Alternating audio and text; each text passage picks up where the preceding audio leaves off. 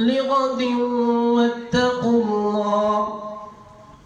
إن الله خبير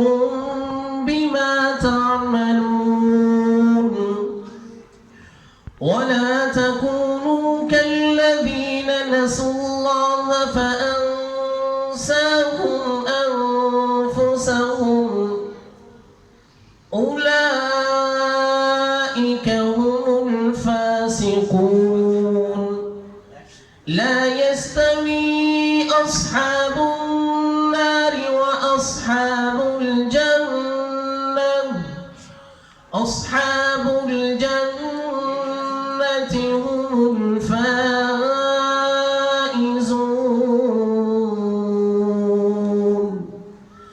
لو أنزلنا هذا القرآن على جبل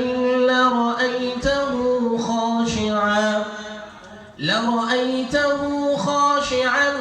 متصدعا من خشية الله وتلك